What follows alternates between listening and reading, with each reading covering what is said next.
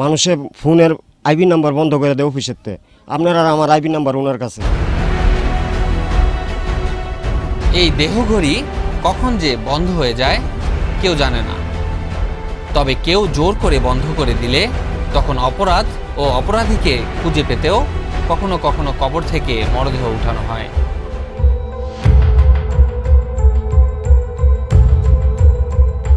এর আগে শুনেছিলেন ময়নাতদন্ত কাজে সহায়তাকারী ডোমের কথা।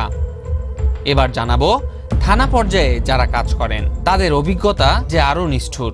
এই পর্যন্ত মনে করেন কত লাশ নিচ্ছে আমি বলতে পারি না। আমি আমার এতটুকু লাইফে মনে করেন আমি গুরুস্থান থেকে লাশ উঠাইছি, ময়মরবিদ্য আপনার দয় গুরুস্থান থেকে লাশ উঠাইছি, 4টা লাশ উঠাইছি আপনার গুরুস্থান থেকে।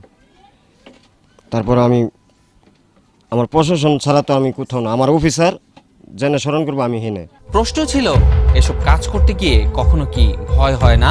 লাশটা বান দিয়ে নিয়ে নিছি, তিনটা বান দেওয়া, আপনার মাঝের বানটা মাঝখানতে খুলে গেছে। বড় বাড়ি যাইতে মাঝের বানটা খুলে গেছে। এক মসজিদের সামনে দাঁড়াইছি, দাঁড়ানোর পর এক হুজুর বাড়িল, হুজুরের দেখ কথা বলায় বান্দা নিয়ে গেছি। আবার মনে করেন মর্গের সামনে যাইতেই আবার গিয়ে দেখি একই বান। আমি জিনিসটা বান দিয়ে আনলাম, সেই জিনিসটা খোলা। প্রবাদ আছে, বৃক্ষ তোমার নাম কি ফলে পরিচয়, তোমার নাম কি ফলে পরিচয়। এই ডোমদের কি কোনো পরিচয় রয়েছে সমাজে? শুনি তাদের স্ত্রী সন্তানের কাছ থেকেই। বাবাকে দেখলে ভয় লাগে? আগে ভয় লাগতে, এখন ভয় লাগে না। কাছে বিজতেছে না, পোলারে কয় মুখ কথা তুমি কথা স্কুলেও মনে করেন আমি গিয়া কই গিয়া বাপে ভ্যান গাড়ি চালাইয়া খায়, এসব কথা আমি পরিচয় দিই না। না, মনে করেন লাশটা না এটা সবাই ভালো পায় না। বা বাচ্চা কাচ্চার সাথে কমিছে এবং বাসা বাড়িতে কাজে যাবো তারাও নেয় না, যদি শুনে আমরা ডুমচিপা তারাও আমাদের কাজে নিতে চায় না।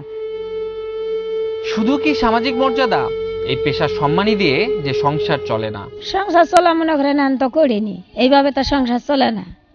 মাসে আগে তো কাজ কাম হইতো, এখন তো কাম হয় না, এরকম সংসারের কষ্টই চলা।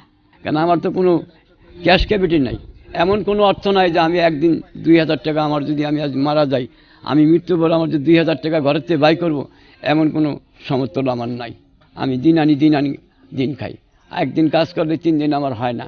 তবে কোনো সৎ কাজকেই ছোট করে দেখার সুযোগ নেই। লাশের কাজে জড়িত পেশাজীবীদেরও সম্মান দিয়েছে সকল ধর্ম। তলাবু কাসবুল হালালি ফারিদাতুম বাদাল ফারিদা, হালাল আয় রুজি ইনকাম করা হচ্ছে শ্রেষ্ঠতম ফরজ ইবাদত। তো এই কাজ যারা করে তাদেরকে ছোট করে দেখার কোনো সুযোগ নেই। একজন মানুষকে দাফন কাফনের কাজে এবং ধৌত করার কাজে অথবা লাশ সংক্রান্ত কাজে তারা জড়িত। আমাদের সমাজ যদিও তাদেরকে খাটো করে দেখে, ইসলাম কিন্তু তাদেরকে খাটো করে দেখে না। রংধনুর 7 রঙের বর্ণিল জীবন এই পৃথিবীতে সবার হয় না, কিন্তু চাইলেই সমাজ পারে একে অপরকে মূল্যায়ন করতে, সে যে পেশারই হোক না কেন। মোস্তাফিজ রুম্মন, বিজয় টিভি, ঢাকা।